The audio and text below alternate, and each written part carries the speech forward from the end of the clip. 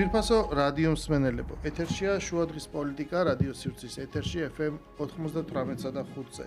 მაუწყებლობთ გაზაფხულის ქუჩის სტუდიიდან, მე გახლავართ გულამ ნიკოლაშვილი, დღეს ორშაბათია, 27 იანვარი, ნინოობა, გილოცავთ და ვაგრძელებთ შუადღის პოლიტიკის მეორე სეზონს.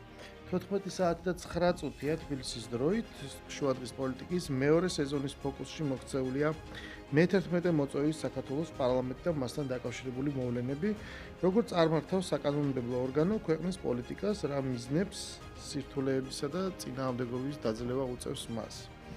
მომავალ კვირაში დაიწყება პარლამენტის საგაზაფხულო სესია, მანამდე კი თვალს ვადევნებთ იმ სერიოზულ ზორეებს და მოვლენებს, რაც ამერიკის შიდა თუ გარე პოლიტიკას უკავშირდება. ტრამპის ეფექტი დღევანდელ გლობალურ სამყაროში შეიძლება ითქვას აბსოლუტურია და ამ პოლიტიკაში შიდა და გარე შორის ესეთი მკაფიო ზღვარი უკვე აღარ არსებობს. მიმდინარე პროდასავლური პროტესტები ევროპის დედაქალაქებში, დაწყებული თბილისი და გამთავრებული ბრატისლავით, ბელგრადით არის საინტერესო იმ დასავლური წესრიგის რღვევის ფონზე, რომელიც კონტურებიც აშკარად ჩანს, მაგრამ მთელი რიგი აუდიტორიების რაღაცნაირად დარჩნენ ცოტა რაღაც სხვა დროში, რაღაცა სხვა კალენდრით არიან თითქოს სიჯრით უყურებენ დროს და ამიტომ ეხლა ვიმყოფებით საინტერესო დროში, როცა ჩვენ ხედავთ ერთგვარ აცდენას აი ამ ორ ფაქტორს შორის.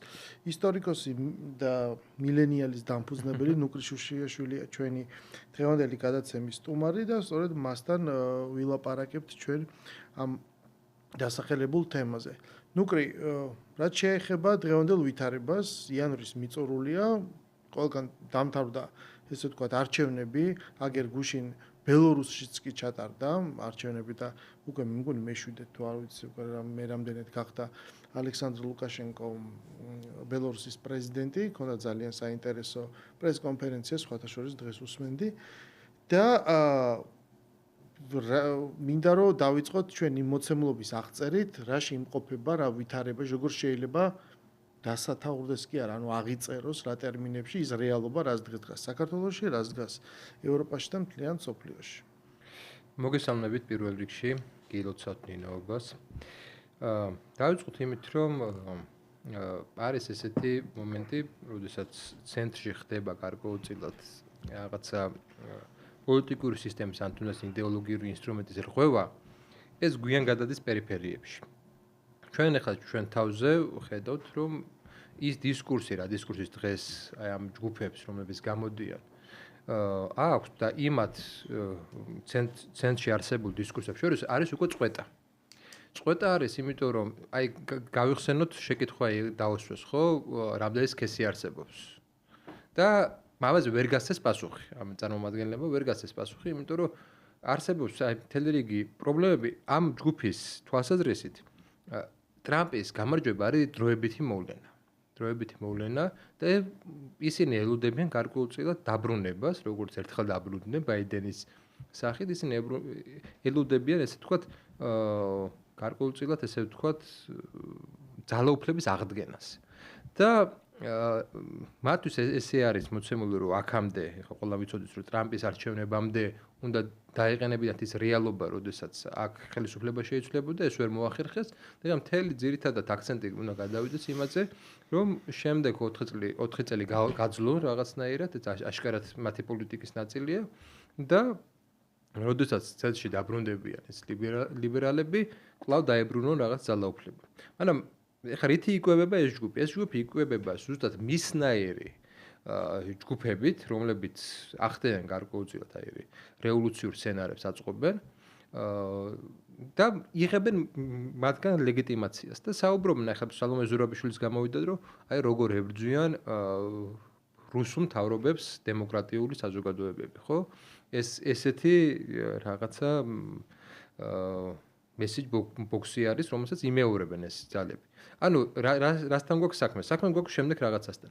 რომ პერიფერიებმა იმისთვის, რომ საკუთარი როლი აი ამ ელიტებმა, ლიბერალურმა ელიტებმა, იმისთვის, რომ დაებრუნონ, ეხლა ჭირდებათ მაქსიმალურად აქტიურობა და მაქსიმალურად დაანახონ ის, რომ თუ ისინი რევოლუციას ვერ აწყობენ, მათ შეუძლიათ სერიოზული პოლიტიკური კრიზისების შექმნა ქვეყნის შიგნით. ამიტომ როგორც არ უნდა შეიცვალოს ეს ძალაუფლება, ჩვენ ვართ თქვენი დასაყრდენი, შეიძლება ეხლა იდეოლოგიურად ცოტა დისტანცირებული ვართ თქვენისგან, მაგრამ ნახეთ, ჩვენ გვაქვს ძალა აქვს, ჩვენ გვაქვს იმის საშუალება, რომ თქვი თქვენი ნაციონალური პოლიტიკით გამოხოთ საუბარი შეერთებულ შტატებზე, მაშინ ჩვენ ამ ზეწოლაში დაგეხმარებით.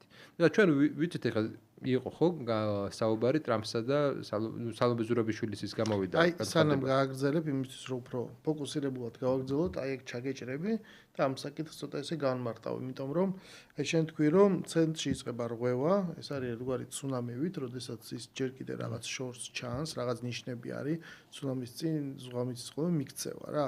ვიღაცა ხვდება და ვიღაცებს შეიძლება ჩათვალოს, რომ პირიქით, აი რაღაცა ყველაფერი დაწყმარდა და ეხლა არის დრო შენების გაფურჩქმნის რაღაცის დანახვის, ანუ ეხლა მოთხოვნები გვაქვს და არა ის, რომ ეხლა ადამიანები ვერ ხედავენ, რომ თქო ჩვენ რეგიონალურად ომის ქარცეცლში ვართ გახვეულები, ხო პირიქით აქ საქართველოსში განვითარების თუ რაღაც აღმავლობის თამასა ძალიან მაღლაა, ბევრი მიზეზის გამო აწეული. მაგრამ აი ეს რაღაცა ერთგვარი ცუნამი უკვე ჩანს. ხა რამხელა იქნება, რამდენ ბალიანი იქნება, იმ დაპირებულები განცხადებები რა გაკეთდება, ამას ჩვენ უახლოეს მომავალში ვნახავთ, ანუ ჩვენ ნაწილში, რასაც ევროპა ქვია, აქ როგორ მოაღწევს ეს ამერიკული პოლიტიკის და ტრამპის ეფექტი, ასე ვთქვათ, მაგრამ ვიღაცაებმა ეს უკვე შენიშნეს. ანუ მე მინდა ვთქვა, რომ სალომე ზურაბიშვილმა ეს რაღაცა გარკვეული ცვლილების, ყოველ შემთხვევაში იმ დონეზე მაინც როგორაც თვითონ გაიგო, ეგრეთ წოდებ ესე რომ ვთქვათ, ანუ ამის რაღაცა სუნი აიღო. იმიტომ რომ მან იმ წუთშივე დაალაგა მასთან რაღაცა იმ მოკლე გადაკვეთებისა, როცა მასთან მისალმების საშუალება ჰქონდა და რა განცხადებებიც მოსმენილი აქვს, მან დაალაგა მის როგორ უნდა ეთქვა, რომ შენ ხომ გინდა რომ ამერიკა იყოს ძლიერი. თუ ძლიერი იყოს, ესე იგი ნიშნავს, რომ შენ რუსეთი უნდა დაამარცხო, რუსეთი უნდა შეზღუდო. და იმისათვის, რომ რუსეთი შეზღუდო და დაამარცხო, ანუ ჭირდება, ხვდებით, აი ბევრი ფრონტი პირდაპირ შეიძლება ესე ითქვას, ხო, რაღაცა ბრძოლის ველზე შეზღუდო და აი მე გთავაზობ ამ შემთხვევაში საქართველოს. ეს პირდაპირ ქონდა ნათქვამი, ანუ როგორც საბრძოლო ველს, ესე ვთქვა, დაპირისპირების ველს, იმიტომ რომ ის ტერმინი რაც playground-ი, რაც იხმარა ამ მიმართვისას, ამ პატარა რეპლიკისას, ქართულად რო თარგმნოთ, ბევრ რაღაცას ნიშნავს, ხო? სათამაშოული აქ არავის არ ითამაშება, ხო ხვდებით, აქ ძალიან სერიოზული საკითხია და წლებია ეს მიდის და ამაზე გადის მთელი იდეოლოგიური დაპირისპირება, რომ ეს რაღაც დეзинფორმაცია ქვია იმას ეგრეთ წოდებულ რაღაც რისკებს, რომელიც შეიძლება უკავშირდებოდეს ისეთი ტიპის საბრძოლო მოქმედებებს, რაც ჩვენ უახლოეს წარსულში ვნახეთ. ამიტომ მან როცა ეს შესთავაზა, უნებურად აღმოჩნდა, რომ მთელი ამ ხნის განმავლობაში რაზეც მიდიოდა მართლა დაპირისპირება იმ რისკებთან დაკავშირებით, რაც ქვეყანას გააჩნია, მას მოუწია პრაქტიკულად ისეთი ტერმინოლოგიაში შესვლა, ასე ვთქვათ, რომ ეს პრაქტიკულად უკვე გამოაშკარავა და გამოაჩინა. ეხლა მე არ ვიცი აქედან სხვა თავი დავანებოთ იმას, რომ სინამდვილეში უფრო ღრმად რო გავაანალიზოთ ტრამპის დამოკიდებულება ევროპის მიმართ რა არის და რა შედეგები შეიძლება მოიტანოს, იმიტომ რომ ჩვენ ნახეთ რაღაცა ლიბანის კრიზისი, ჩვენ ნახეთ აი ღაზას სექტორში სხვა ტიპის პროცესი მიდის სადღაც, ხო რაღაც სიტყვით მიმართვამ უკვე მათ შორის პრეზიდენტობამდე რაღაცა რისკები შეამცირა და რაღაც კონფლიქტებს სხვა მიმართულება მისცა, მაგრამ აი უკრაინის და რუსეთის შემთხვევა ეს ბევრად ფუნდამენტური აქ ძალიან ბევრია დახარჯული იმისათვის, რომ ეხლა ვიღაცის ნათქვამი სიტყვით რაღაც ესე შეიცვალოს მართლა სერიოზული მოლაპარაკებების გარეშე, ხო? და აი ამ მოცემულობაში საქართველოს დიდი ხნის განმავლობაში ცდილობდა ლავირებას და გაძრომას და ეხლა ჩვენ რას ვიღებთ? ვიღებთ რომ ვიღაცამ შეიძლება არალეგიტიმური ადამიანის მიერ ყოფილი პრეზიდენტის მხრიდან, რომელიც მოკვეთილი იყო პოლიტიკურ კლასს, შეიძლება ესეძლოდ მიიღოს, ანუ რო განმარტოთ ეს განცხადება რას ნიშნავს, რომ მე პრაქტიკულად ჯერ მჭირდება შენი დახმარება ქვეყანაში რევოლუციისთვის, იმისათვის რომ შემდეგ შემოგთავაზო ეს ქვეყანა როგორც ერთგვარი აი რაღაცა ფრონტი, პლაცდარმი. როგორ უყურებ შენ ამას? ჯერ ისაც უნდა დავამატო. აქ თუ ვაკვირდებით ჩვენ შეერთებულ შტატებში, როგორ ხდება ქართული ოცნების ეს ეგრეთ წოდებული გაშავება. ეს არ არის მარტო რუსეთთან კავშირზე, საუბარია ძირითადად აქცენტები არის გაკეთებული ირანთან და ჩინეთთან ურთიერთობაზე. და საუბარია იმაზე, და ჩვენ ხედავთ სხვადასხვა სენატორების განცხადებებსაც, რომ ეს ხელისუფლება თანამშრომლობს, ჭიდრობთ თანამშრომლობს ჩინეთთან და ირანთან. ეხლა რატომა ირანი საინტერესო და ეს ზოგადი კონტექსტი ჩვენ რატომ არა ვართ მარტო რუსეთთან კავშირში განხილულები. პირველ რიგში აი გავიხსენოთ ეხლა იყო ტრამპის განცხადება, რომელმაც ხარი დაუჭირა ისრაელს და იმაში რომ მოკლედ პრაქტიკულად ესე იგი მწვანე აუნ თუ იმას რომ არ უნდა ცხოვრობდნენ ღაზას სექტორში არაბები, პალესტინელები. კისინჯერის წიგნი რო ნახოთ, რომელიც გამოიშვა 2015 წელს, იქ ნათლად წერია. ისრაელისა და დასავლეთისა და ირანის დაპირისპირებაზე ნათლად წერია ეს მომენტი და წერია ასევე იმაზე, რომ შეიქმნება დიდი ისრაელის სახელმწიფო.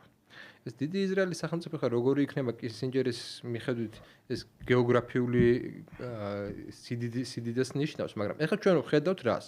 ჩვენ ვხედავთ სირიაში პირველ რიგში იმას, რომ ირანი დამარცხდა, ოფიციალურად დამარცხდა ირანი.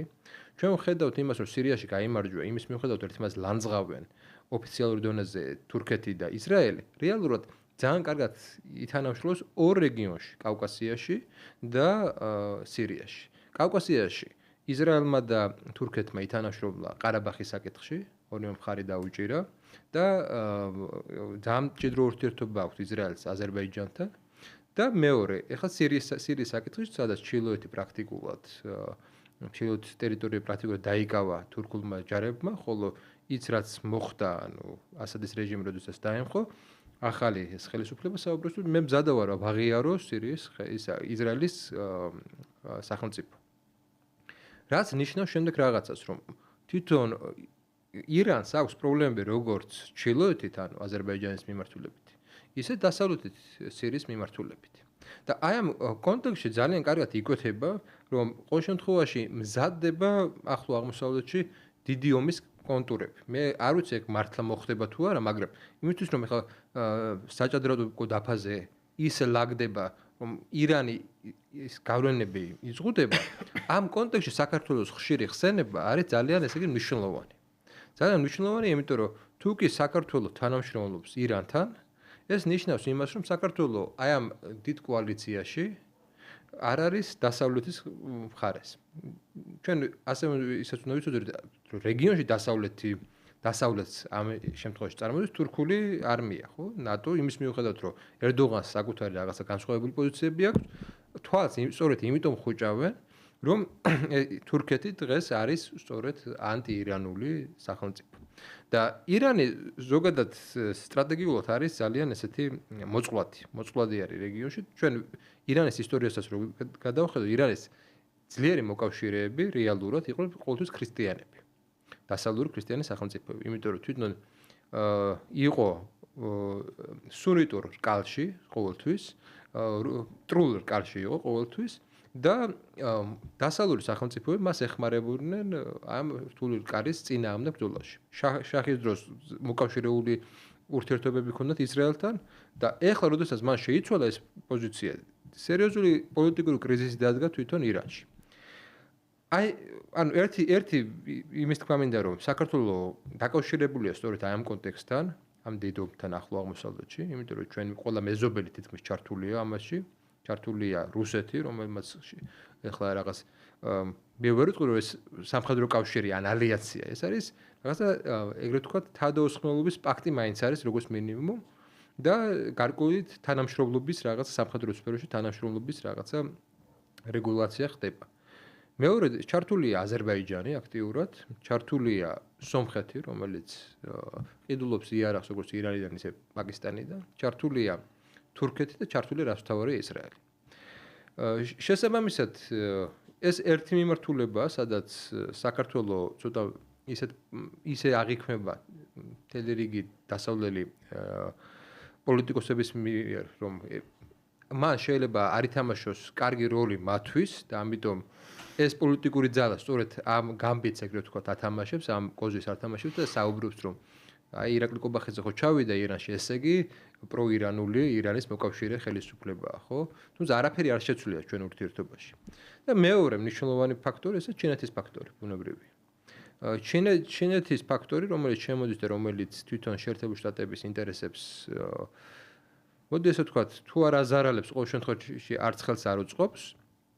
ფაქტია, რომ ჩინეთის ეხლა აქვს თუ არ ვწდები 5 პორტი, მე-6 პორტი იქნება ანაკლია ევროპაში. ამის გარდა ხმელთაშუა ზღვაში აქვს ეგვიპტეში პორტი და აქვს კიდე რამოდენიმე აქვს იტალიაში, საბერძნეთში, ჰოლანდიაში ეს პორტები, ხო?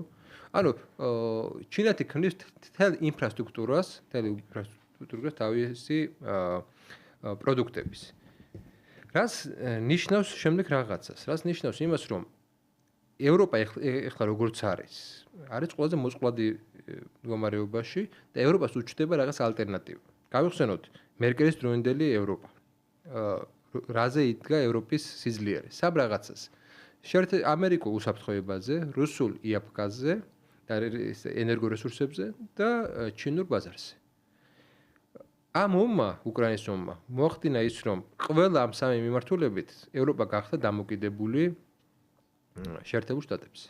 და დღეს, როდესაც გავხსენოთ პირველი პრეზიდენტობა ტრამპის და ეხლა მეორე პრეზიდენტობა. გავხსენოთ, როგორი არის ევროპასთან ურთიერთობა. პირველ შემთხვევაში ეს ურთიერთობა იყო ისეთი, რომ გავხსენოთ იყო საუბარი თავდაცვის ხარჯების გაზრდაზე ნატოში, ხო? და მაშინ ევროპული ლიდერები წინააღმდეგობას უწევდნენ და დღეს როგორ გვაქვს საქმე? დღეს გვაქვს საქმე ისე, რომ ტრამპი პირდაპირ ემუქრება ევროპელებს, სხვადასხვა პრინციპში ეკონომიკური ომით ემუქრება, თუ ისინი სხვადასხვა ისეთ ნაბიჯებს არ გადადგავენ, რაც შეერთებულ შტატებს უნდა. ანუ ევროპა გახდა მთლიანად დამოკიდებული. და ამან გამოიწვია ერთი მნიშვნელოვანი რამ. ამან გამოიწვია ის, რომ საქართველოში ამ შემთხვევაში საქართველო გახდა მნიშვნელოვანი ამ სახელმწიფოებისთვის და აი ამ კონტექსტში სხვადასხვა პოლიტიკურ ძალებს, რომლებიც აქამდე ასრულებდნენ გარკვეულ გეოპოლიტიკურ როლს და აქამდე რა გეოპოლიტიკური როლი იყო, რომ შენ უნდა მოგეხდინა დასავლეთის როგორც რელიგიის, დასავლეთის როგორც გარკვეულწილად რაღაცა საკრალური სივრცის წარმოდგენების წარმოება საზოგადოებაში, რაღაცა რელიგიური სექტანტური რაღაც აზროვნების ფორმებების დანერგვა, მათი გეოპოლიტიკური ინტერესების სამსახური და ეს აწყობილი იყო, ეს სისტემა აქამდე აწყობილი იყო. ესე ცხოვრობდით უკვე რამოდენიმე ათწლეული, ხო? ანუ მხოლოდ პროდასავლური პლატფორმა შეიძლებოდა ყოფილიყო ის ლეგიტიმური ამოსავალი წერტილი, საიდანაც შენ სამყაროს უყურებ, ყველაფერი დანარჩენი იყო ერესი და ერეტიკოსობა. და ამის პრაქტიკულად ჩვენ ამ პროცესს დღესაც ვხედავთ, რომ ნებისმიერი განსხვავებული აზრიც კი თუ იმ ძირითად ბაზისზე აღქმაზე არ დგას, დღეს არის პირდაპირ თავდასხმის ობიექტი, ფაქტიურად კოცონზე შეიძლება დაგწვან, ანუ ინკვიზიცია დღეს მუშაობს. მუშაობს და თან თავი ხა მომენტში რა არის? პირველ რიგში უკრაინის ომის ეხლა უკვე შემდეგ არესტოვიჩი რას ამბობდა ომის დაწყების დროს, აბსოლუტურად სხვა რაღაცებს ამბობდა და დღეს რას ამბობს? დღეს ბევრი უკრაინელი საუბრობს, რომ ისინი გამოიყენეს აზერბაიჯანის ხორცად რეალურად რუსეთთან დაპირისპირებაში. ტრამპი გამოვიდა და თქვა, რომ უკრაინა და საქართველო შეიძლება როდესღაც იყვნენ ნატოში, მაგრამ ჯერ ადრეა ამაზე საუბარი, ანუ თავარი მნიშვნელოვანი რა არის? ანუ უსაფრთხოების ილუზია, რომელიცაც ეს რელიგიური სექტანტური რაღაცა ნარატივი ჩვენ გვაძლევდა, აღმოჩნდა ცარიელი ილუზია. ანუ ეს არ არის ხელში შესახები რაღაცა რეალობა, ხო? ჩვენ ვერ არა მარტო ჩვენ, არამედ უკრაინა ვერ დაიცვა შენ ახსენე არესტოვიჩი და რომელსაც მე ალბათ მე მგონი ომის დაწყებიდან ძალიან მალე პრაქტიკულად ძალიან ხშირად უსმენ, ძალიან ბევრი რამ ახსენე, შეიძლება თქოს ყოველდღე, ხო? ანუ და ამიტომ მივდევ იმ ტრაექტორიას, იმ აზრის განვითარების, რაც დაიწყო. თავარი გარდამტეხი მომენტი, რაც თქვა, თუ იმეს ეჩვენება, რომ სხვადასხვა რამეს იძახის, მე ესე არ ვფიქრობ, რომ ის განსხვავებულ რამეს იძახის. ის თანმიმდევრულად მიყვება აი ამ აზრის განვითარების ტრაექტორიას, ამ პროუკრაინული ნარატივიდან და დახმარებიდან. თავარი მომენტი იყო შემდეგი. რომ უკრაინა ომობს თავისი დამოუკიდებლობისთვის, თავისუფლებისთვის, იგერიებს მტრის აგრესიას, მაგრამ უკრაინას არ შეუძლია მოუგოს რუსეთს. ჭირდება დასავლეთის დახმარება. და შესაბამისად ის ხშირად ლაპარაკობდა, როგორი უნდა იყოს ეს დახმარება, რომ იმას საკმარისი უნდა მისცეს, მაგრამ სამაგიეროდ რა უნდა გააკეთოს უკრაინამ იმისათვის, რომ ეს საკმარისი დახმარება მიიღოს და არის კიდევ რაღაცები, რასაც ვერავინ ვერ გააკეთებს მის მაგივრად და მას აქ მთელი რიგი და ქონდა კრიტიკის მიმართულებები იმისათვის, რომ თქვა უკრაინას რა შეეძლო გაეკეთებინა უკეთ. მაგრამ რომ ეს არ მოხდა და ეს დახმარებაც არის კარგი, მაგრამ არასაკმარისი. ანუ ჩვენ ამით მიზანს ვერ ვაღწევთ. ეხლა სხვა საკითხი აქედან რომ ვიღაცამ შეიძლება გამოიტანოს დასკვნები, რომ რატო არის ეს წვეთოვანივით მიწოდებული, ხომ არ უკავშირდება ეს რაღაცა დიდი სტატუს-კოს არ დარღვევას. ანუ ეს სპეკულაციაც აქედან შეიძლება ბევრი გამოდნეს და აი როცა მე ვახსენე რომ უსმენდი ბელორუსის პრეზიდენტის პრესკონფერენციას, მან თქვა როგორ ელაპარაკა ზელენსკის, ხა ეს ტყუილია მართალია სხვა საკითხია, მაგრამ მან ეს რამ თქვა, რომ იცი რა არის, შენ კი გპირდებიან დახმარებას დავამობ, მაგრამ წავა ეს თავრობები და ადმინისტრაციები და დარჩები მარტო. და შემდეგ ვერავის ვეღარ მოთხოვ პასუხს იმაზე, რომ შენ ვერ მიიღე საკმარისი მხარდაჭერა იმისათვის, რომ თქო უმის გზით რაღაცა დაგეცვა, ხო? სწორედ ამიტომ ეს ცვლილება და ეს კონტექსტი დღეს ამიტომ არის შეცვლილი, რომ ადამიანები იწყებენ დათვლას. ანუ აი რა უნდა მოხდეს აქედან გამოსავალი რა არის, იმიტომ რომ აღმოჩნდა რომ არა მარტო ბრძოლის ველზე აღმოჩნდა შეუძლებელი რუსული აგრესიის შეკავება. ეხა იდეოლოგიურ ველზეა იგივე ბრძოლა, იმიტომ რომ პრეტენზიები რაც რუსეთმა გამოთქვა და დააფიქსირა, მაგალითად ძალიან დიდი ინტერვიუები არსებობს პუტინის და ლავროვის, იგივე ტაკერ კარლსონთან. ეს არის პრაქტიკულად გაგზავნილი, ისე რომ პაკეტი მესიჯები, რომ რა დევს მაგიდაზე, რაზე უნდათ მათ ლაპარაკი. და დღეს ახლა ტრამპი თქოთ რაღაცა შეიძლება მოკლედ ესეთი ტვიტების სიდიდის ფრაზებით რაღაცა ხმიანება ამ კონფლიქტს რომ დაამთავროს ერთ მხარე მეორე, მაგრამ ეს საკმარისი არ იქნება ამისათვის. ანუ როგორ ფიქრობ, რომ აი ამ დინამიკაში რა შეიძლება ჩვენ ველოდოთ, როგორი დინამიკით შეიძლება განვითარდეს აი ეს მოლაპარაკების პროცესი, სად იქნება დასავლეთი და რა ბედი ეწევა უკრაინას. ნუ არესტოვიჩზე ვიტყვი სამდე გადავაშეთ ან შეკითხვაზე. ერთ-ერთ ბოლო ინტერვიუში მან განაცხადა, რომ ჩინეთის ფაქტორი არის მნიშვნელოვანი. ჩინეთი თუ შემოვა რეგიონში, საუბარი არის უკრაინაზე, ხო? ის რაღაცნაირად დააბალანსებს აი ამ სიტუაციას და უკრაინისთვის შეიძლება გადარჩენის რაღაც მომენტი იყოს. საქმე იმაშია, რომ საქართველოში უკვე შემოსულია ჩინეთი. ანუ უკრაინისგან განსხვავებით, საქართველოში შემოსულია ეს ფაქტორი. მე დარწმუნებული ვარ, რომ სხვა რეალობა გვექნებოდა დღეს საქართველოში, რომ არა ჩინური ფაქტორი. ეს არ არის მარტო ახლა ხელისუფლების რაღაცა მონდომების შედეგი, ეს არის იმის შედეგიც, რომ ჩვენ რაღაც ალტერნატივები გაგვიჩნდა. პოლიტიკურ კლასს ქონდა ერთი მხრივ კამიკაძეობის უალტერნატივობა ერთი მხრივ და ჩინეთის შემოსვლით რეგიონში მას გაუჩნდა ალტერნატივა, გადარჩენის ალტერნატივა. აქედან გამომდინარე,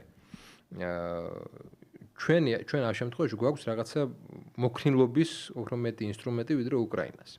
რაც შეეხება იდეოლოგიურ ბრძოლას, ხო? ფაქტია, რომ სამყაროს ის წარმოდგენები, რა წარმოდგენების არსებობდა, რა ვიცი, 91 წლიდან დღემდე, აღარ შეესაბამება იმ პოლიტიკურ და გეოპოლიტიკურ რეალობას, რა რეალობაც არის დღეს. საკმაოდ დიდი ენერგია, მათ შორის საქართველოში, იდება იმაზე, რომ შენარჩუნდეს ილუზია. ანუ ილუზიის შენარჩუნებისთვის იდება იმხელა ენერგია, აი ჩვენს ვნახეთ ხო, რომ ოპოზიციურმა არხებმა, ეგრეთ წოდებული კრიტიკულმა მედიამ არ გააშუქა გაეროს, ესე იგი, პოზიცია, ხო, საქართველოს პარლამენტთან და პრეზიდენტთან დაკავშირებით, ხო? ეს ილუზიაში იმაზე დიდი ენერგია იდება, ვიდრე გადაწყობაში.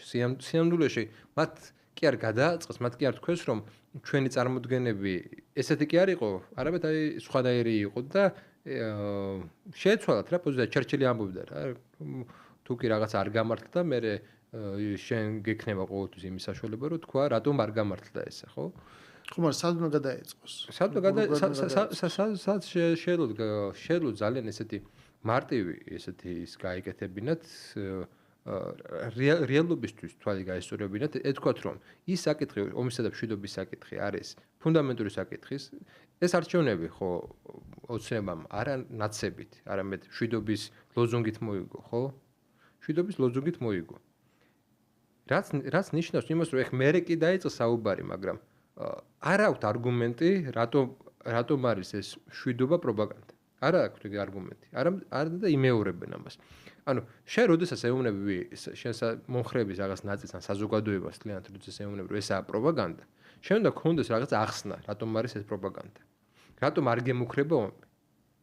მარტო ის იმის თქმა რომ ოცნება შიჟე თამაშობს თურმე და ამის საფრთხე არ არსებობს, ეს არაა დამაჯერებელი. სხვათა შორის დღეს ერთმა ოდიოზურმა ფიგურამ, რომელიც ძალიან ილტვის ხოლმე თავის გამოჩენისკენ დაწერა რა, რომ ისიც რაღაც ჩვენ სოვიეტ ისტორიკოსია და მუშაობს ამაზე და დაწერა, რომ მოკლედ ისა დღეს არის დღეო, როდესაცო 1921 წელს დღევანდელ დღეს დასავლურმა რიგმა სახელმწიფოებმა აღიარეს საქართველოს დამოუკიდებლობა.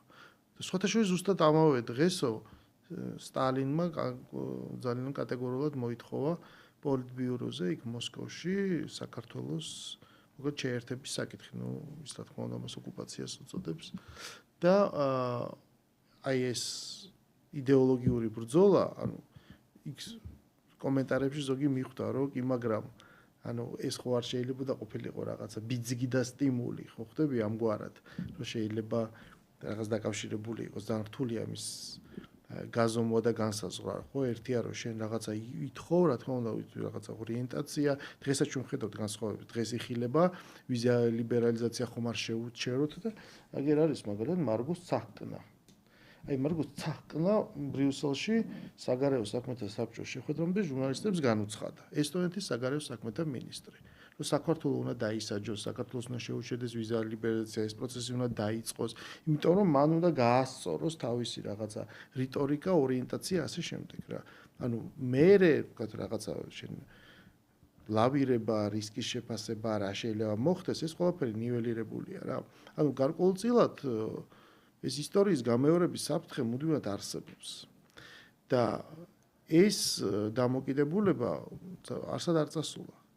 და იგივენაირად, ძალიან რთული ხდება დღეს ლაპარაკი, იმიტომ რომ საკმარისია რაღაცა განსხვავებულად ნახო, ისეთი აკრძალული სიტყვები გამოიყენო, როგორც არის ბელორუსი, მისი პრეზიდენტი, ის ხო არ ლეგიტიმურია, დღეს ამაზეც იყო ლაპარაკი ევროპაში, ხო?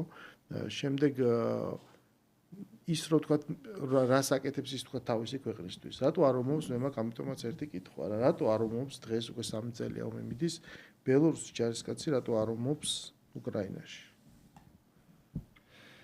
იმიტომ რომ სწორი პოლიტიკა აქვს ბელარუსს, მან იცის საკუთარი ადგილი, გეოგრაფია და ის რეალობას უყურებს.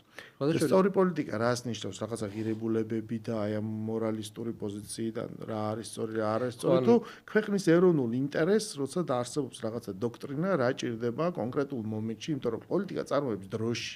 პოლიტიკა არ პატრონის იდეათა სამყაროში არ კეთდება. კონკრეტულ დროსა და სივრცეში კეთდება. ესმის, მოდი ესე თქვა თავიდანვე გამმარტოთ, რომ თანამედროვე პოლიტიკა რომანტიზმისგან დაცლილია. დაცლილია რომანტიზმისგან სამწუხაროდ.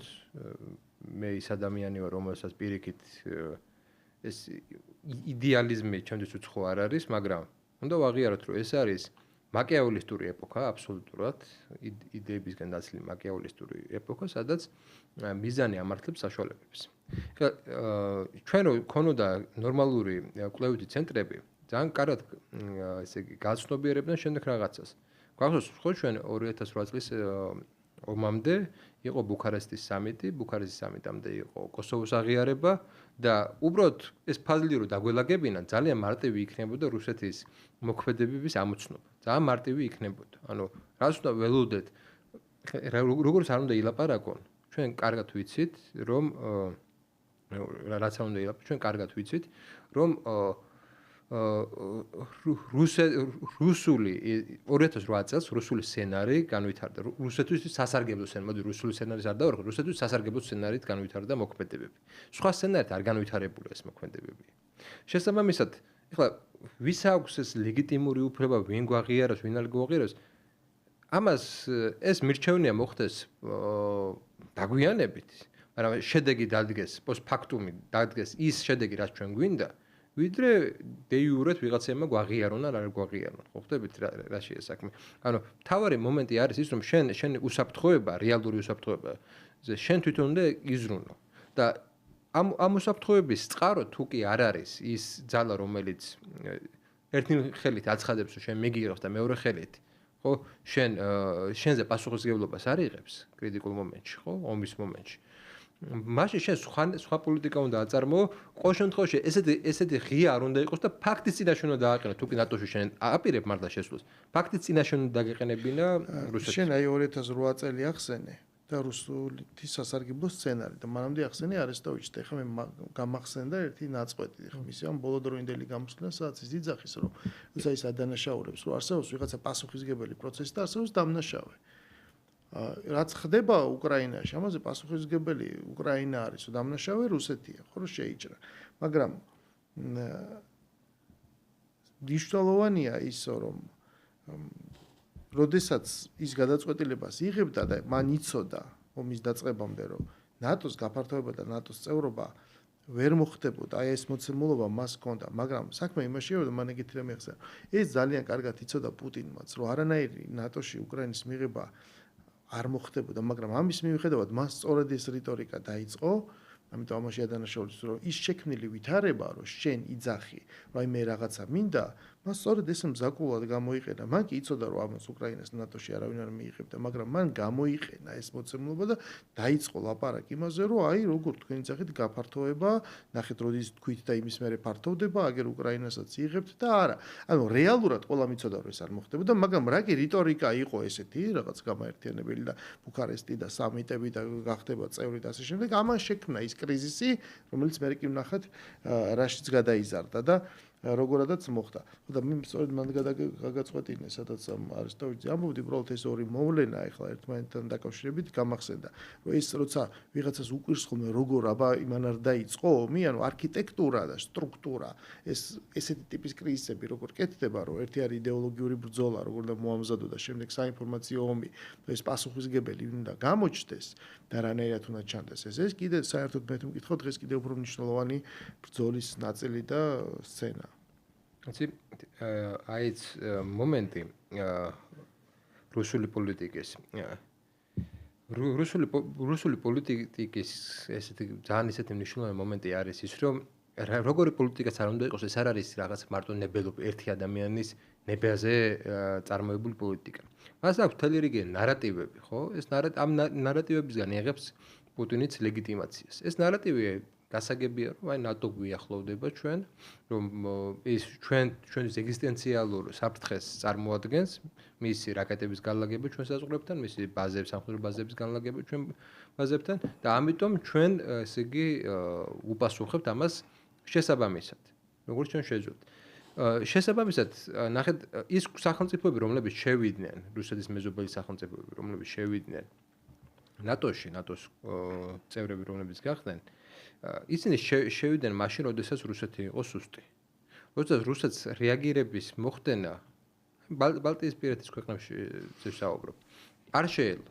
ეხლა ჩვენ ვუყურებთ სხვა ტიპის ლიდერს, ელცინისგან განსხვავებულ სხვა ტიპის ლიდერს, პუტინს, რომელსაც აქვს აბსოლუტურად სხვა ლეგიტიმაციის წყარო, სხვა იმიჯური ლეგიტიმაციის წყაროზე ვსაუბრობ.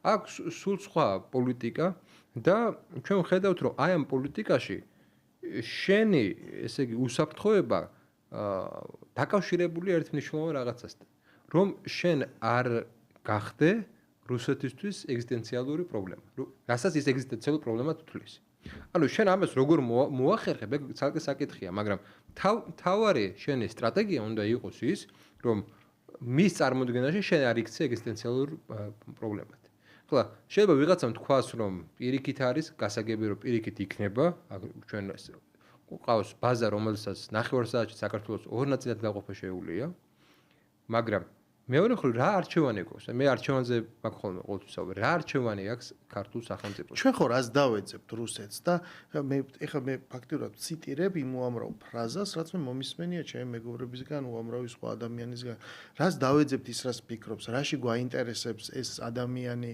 მისი პოლიტიკა მათი ეგზისტენციური საფრთხეები ჩვენ გვაქვს ჩვენი და ის მას ეწყინება თუ არ ეწყინება ცივი წყალი დალიოს ან ბორჯომს გაუგზავნით და ეს საერთოდ არ გვაინტერესებს და ჩვენ უნდა ვსდიოთ ჩვენს ვარსკვლავს ესე ვთქვათ რა და ანუ აქედან როცა გადავდივართ იმაზე რომ შეიძლება რაღაც ინტერესები განსხვავებულია უნდა იწყებოდეს თუ არა მე ელემენტარული თვლა და კალკულაცია როცა შენ აპირებ რომ ან აჯანყდე გაატარო სხვა ტიპის პოლიტიკა იმიტომ რომ შენ გაქვს ესეთი ეროვნული არ ვიცი რაღაც შეხედულებები ეს უკვე ინტერესები არ არის ანუ ინტერესი რა არის ანუ რატო არ გადავდივართ ჩვენ თვლის ფაზაში რომ ის ისი გაკეთებაც გინდა, ამისი რესურსი, ამის თავი გაქვს თუ არა, თუ არა გაქვს, ყავს თუ არა მოკავშირე, ვინც ამაში ბოლომდე გამოყვება. აი საქართველოში რატო ვერასდროს ვერ მოხდა ამ შემდეგ განწყობებიდან, ემოციური პოლიტიკის ემოციური აღქმიდან და აი ამ დგენელიდან გადასვლა რეალ პოლიტიკის სივრცეში, რომ მოდი ერთი წამი გავჩერდეთ, ეს ემოციები დავიწყოთ, გავშალოთ რუკა, რაღაცას შევხედოთ, გავაანალიზოთ, რა მეზობლები გვყავს, რა დიდი ძალებია მსოფლიოში, რა ინტერესები აქვთ მათ, როგორ ხდება ამათი ურთიერთქმედება და სად ვართ ახლა აქ ჩვენ. ძალიან ისეთი მომენტია, იმიტომ რომ არ გვყავს ჩვენ არ გქონია ისეთი ინსტიტუტები, რომლებიც ამ აზრებსა და ამ რაღაცა მოთხოვნების და განწყობების ფორმირებაზე იზრუნებდნენ. ჩვენ ყავდა ისეთი ინსტიტუტები, ძირითადად ზოგადად აი სამყაროზე წარმოდგენებს, რომელი ინსტიტუტები ქონი საქართველოში, ხო? ერთი არის მედია, მედიის მიერ. ხო, მაგრამ მედიაში რა გეგულება შე რომელი მედია პროდუქტი, ამას ხა აი ნოის გასართობი გადაცემები არ აკეთებს, ამას აკეთებს რაღაც შესაბამისი საგანმანათლებლო და რომელიც არ არის მედიაში. არ არის მედიაში. მედიას ინსტიტუტები მოშლია არსებობს NGO სექტორი. და NGO სექტორი. შესაბამისად NGO სექტორის ამოცანა არასდროს არ ყოფილა შენი ეროვნული რაღაც ცნობიერების ჩამოყალიბება. არასდროს არ ყოფილა ეს. ის იყო აგებული იმაზე, რომ ზოგადად ამიტომ იქნებოდა, ხა ჩვენ რაღაცა ამერიკას კი არ აღმოვაჩენთ. შეერთებულ შტატებმა მეორე მსოფლიო ომის შემდეგ ძალიან მარტივ სქემას მიმართა. რომ მე ჩემ გავლენის ზონებში უნდა იყოს ისეთი პოლიტიკური სისტემა და ისეთი წარმოდგენები, რომელიც დაახლოებით ჩემთან არის და ჩემ წარმოდგენებს, ჩემ ეროვნულ ინტერესებს უნდა ემთხვეოდოს. და ესეთ ურთიერთობის ფორმა ქონდა ევროპის სახელმწიფოებთან. ნუ სხვადასხვა დინამიკაში იყო, რა თქმა უნდა და ზოგჯერ ისე იყო, ზოგჯერ ესე იყო, საფრანგეთი ზოგჯერ ესე იგი სხვა პოლიტიკასაც ატარებდა, მაგრამ საბოლოო ჯამში სტრატეგია იყო ძალიან გასაგები, რომ შენთან შემოდის ამერიკული თანხები, შემოდის ფონდები, შემოდის სხვა ინსტიტუტების კადრები, რომლებიც მე სამინისტროებს იკავებენ, რომლებიც მე გადაწყვეტილებების თანამდებობებს იღებენ სამინისტროებში და სხვა ადგილებზე და მათ უნდა ქონდეთ გარკვეული წარმოდგენები, ესე იყო დატესტილი და ამ წარმოდგენებში სამყარო იყო ისეთი, რომ არსებობს რაღაცაა რელიგიური რაღაცა ბრძოლა სიკეთესა და ბოროტებას შორის და სადაც აქ რაღაც ეროვნული ინტერესებისთან კი არ გვაქვს საქმე, გვაქვს საქმე რაღაც ფუნდამენტური სიკეთესთან, რომელსაც გამოხატავს სიმბოლურად შეერთებული შტატები და ფუნდამენტური ბოროტებასთან. ჩვენ შემთხვევაში ესეთი ბოროტება იყო, ესე იგი, რუსეთი, რა ვიცი, ჩინეთის მეზობელ ქვეყნებისთვის ალბათ ჩინეთი და ასე შემდეგ. მაგრამ თავარი აქ არის ის, რომ არავინ არ იზრუნა საქართველოში, არც ერთმა ისეთმა ინსტიტუტმა არ იზრუნა.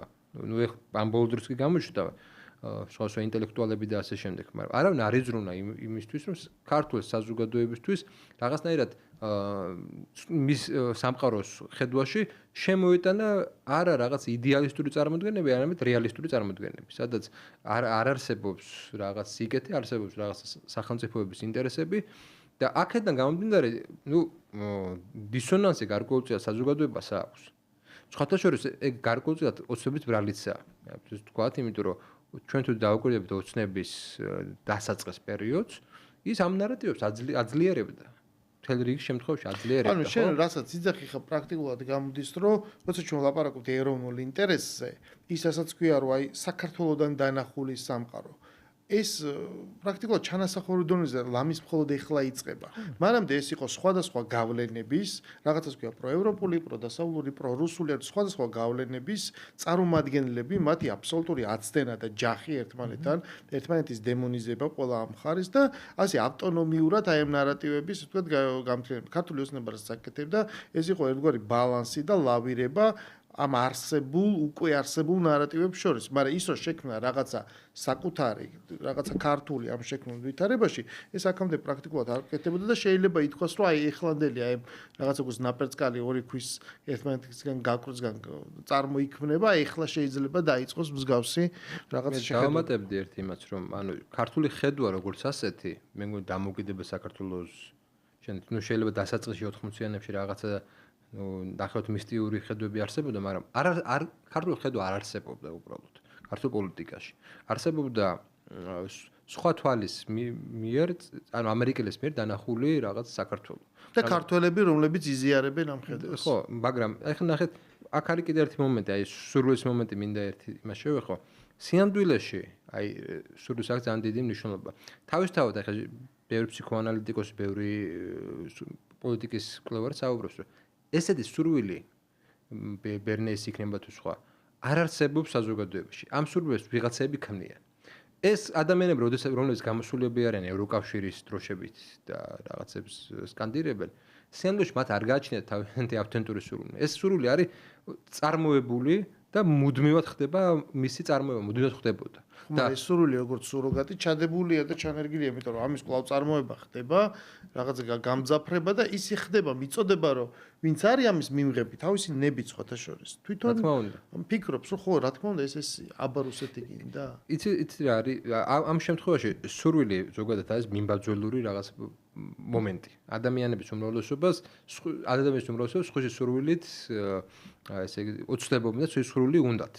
მაგრამ ჩვენ შემთხვევაში ეს პროპაგანდა ისე იმუშავა, რომ ალტერნატიულ სურვილები დავკარგეთ. ანუ რა გვინდა იმის გარდა, ეს უკვე გაუგებარია, ან ყოველ შემთხვევაში ენა ვეღარ გამოხატავს, პოლიტიკური ენა ვეღარ გამოხატავს. ფუნდამენტური კითხვის დასმა გაქრა საერთოდ, ანუ მაგალითს მოვიყვან, იცით რა არის ეს კარგი ქვეყანა, იმიტომ რომ ჩვენი არაღიარების პოლიტიკის ფარგლებში ის არ აღიარებს აფხაზეთს და აი ეს წლიდან წლამდე მეორდება. მაგრამ ის რომ ფუნდამენტური პრობლემა რაც არის, ყოველდღიური დისკურსიდან ეს ქრება, რომ ჩვენ დარღვეული გვაქვს ტერიტორიული მთლიანობა და ჩვენ რაღაცა უნდა ვიფიქროთ, რა ვშვებით ამასთან დაკავშირებით. ოდესმე უნდა დავიწყოთ ამაზე ფიქრი, რა შეიძლება იყოს აღდგენის გზა.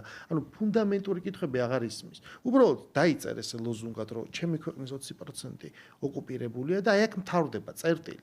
და ამის მხოლოდ გამეორებაში არის ისტორიის სწორმხარეს ყოფნა. მაგრამ არა ის, რომ მოდი რა ეს რაღაც სხვანაირად შევხედოთ. გვაქვს შანსი, ან ვიმსჯელოთ და მივიდეთ იქამდე, რომ სხვა შანსი არ გვაქვს და გავაგრძელოთ ამ ლოზუნგის ტარება, მაგრამ აქამდე მივიდეთ რაღაცა დისკუსიის შედეგი. აი მე უბრალოდ ერთი შეკითხვა მაქვს. აი იმ ადამიანებისგან, რომლებიც ახლა აპროტესტებენ. მე ჩემ პოდკასტში რამოდენიმეჯერ შევთავაზე, რომ ბოსულიყვნენ და საკუთარი პოზიცია დაიფიქსირებინათ. მე დავწმუნდი ერთ ამაში, რომ მათ უბრალოდ უნარი არ აქვთ დისკუსიის. იმიტომ კი არა, რომ შეიძლება არგუმენტები არ ქონდეთ, არამედ მათ წარმოდგენაში დისკუსია შეუძლებელია. მათ წარმოდგენაში სხვა რეალობა შეუძლებელია. მათ წარმოდგენაში უბრალოდ სხვა პოზიციებს მქონე ადამიანის ლეგიტიმური არსებობა დაუშვებელია. ეს არის პროპაგანდისტი სარეველად უნდა მოიწევს. ხო და შესაბამისად იქ სადაც სხვის ფენომენი დემოკრატია სიამდვილეში, დემოკრატიის ახლა შეიძლება ბევრი ცნება ავიღოთ, მაგრამ დემოკრატია სიამდვილეში შეიცავს ერთ მნიშვნელოვან რამეს, რომ საზოგადოების შიგნით არსებობს სხვის ფენომენი და ეს სხვას აქვს ლეგიტიმაცია. ანუ შენი მაშინ არის სექტა. ან არის სექტა. და ჩვენ მივიღეთ დემოკრატიის სექტა ან პირიქით ტოტალიტარიზმი, სადაც მხოლოდ ჰომოგენური ხო, ნუ იგივეა, სხვადასხვა სახელით, მაგრამ თავი რა არის, რომ თუ კი მათ არ წარმოუდგენიათ სხვა პოზიცია, ამ შემთხვევაში არის ერთადერთი გზა ესა, ნუ ეხლა ჯერჯერობით და იმედია ჯერჯერობით ესე დარჩება, ცივი სამოქალაქო ომის პოზიცია, სადაც ყრუებისა და მუნჯების ერთმანეთის დიალოგია. დღეს ჩვენ მეს უიძახ ყველაფერს, ჩვენ დღეს ვიმყოფებით ომის მდგომარეობაში, ეს ომი და დაძაბულობა იგივენაირად არსებობს და ისევე როგორც მთელი რეგიონი ჩვენ პოლიტიკურადაც ომის პირობებში ვართ, უბრალოდ ისვრიან უკრაინაში და აქ სხვადასხვა ტიპის დაძაბულობა არის, მაგრამ კონტექსტი აბსოლუტურად ერთია, ხოლო ქვეყნის შიგნით ეს არის ჩვეულებრივი სამოქალაქო ომი, რაც მიდის, უბრალოდ მიდის ისე ვთქვათ, ცეცხლის გარეშე, იმას გულისხმობ რა ქვია პირდაპირ, რაც ვნახეთ ჩვენ 30 წლის წინ, ამის გარეშე, თორე ის ემოციები და დამოკიდებულება აბსოლუტურად იდენტურია, მე არ ვიყავი ძალიან პატარა, მაშინ მახსოვს. ბოლოს ნუკლით ჩვენი დრო იწურება, მე მინდა რომ ერთი საინტერესო რაღაც თემას შევეხოთ, თუ შეიძლება ძალიან მოკლედ. ჩვენ ვხედავთ ამერიკიდან ამოზრდილ კიდევ ერთ მნიშვნელოვან ფაქტორს, ამას ქვია ელონ მასკი, რომელიც ხდება პრეზიდენტ ადმინისტრაციის რაღაც გუნდის წევრია და რაღაც ადმინისტრაციის ნაწილიც გახდება ამ თავისი რაღაცა ახალი სააგენტოით და რომელიც ამჟღავნებს ძალიან დიდ ინტერესს ევროპის მიმართ.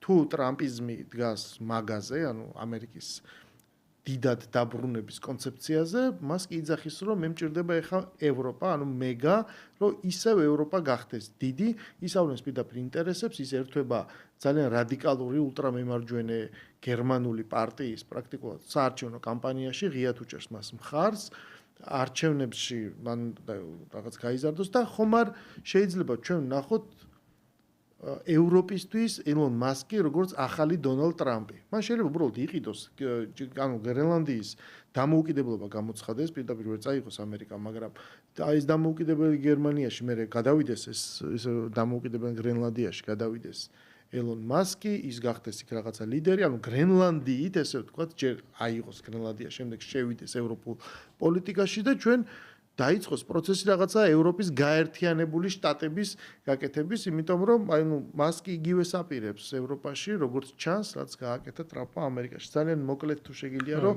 ესეთ პერსპექტივას უბრალოდ მე უფრო სხვა პერსპექტივას ხედავ, მე ელონ მასკს ვუყურებ როგორც ადამიანს, რომელსაც აქვს საკმაოდ დიდი მიმზიდველობა და ეს ადამიანი, როგორც ჩანს, არის ის ადამიანი, რომელიც დასავლურ სამყაროში, ანუ საუბარია ამ შემთხვევაში ევროპაზე, ხელი უნდა შეუწყოს ისეთ რაღაც პოლიტიკურ ძალებს, რომელიც ტრამპს გავს რაღაცით. ანუ არა სისტემური ძალების აღმავლობას. და ამაში ალბათ Twitter-იც იქნება ჩართული და სხვადასხვა სოციალური მედიაც იქნება ჩართული. ანუ ეს არის შენი აზრით არა გაერთიანებისთვის, არამედ უფრო დაგსაქსისთვის? სავარაუდოდ კი. კარგი, დიდი მადლობა ნუკრის სტუმრობისთვის, საინტერესო დისკუსიისთვის. ჩვენი დღევანდელი გადაცემა დასრულებულია. ეთერში დავბრუნდებით ხუთშაბათს, გემშვიდობებით დროებით.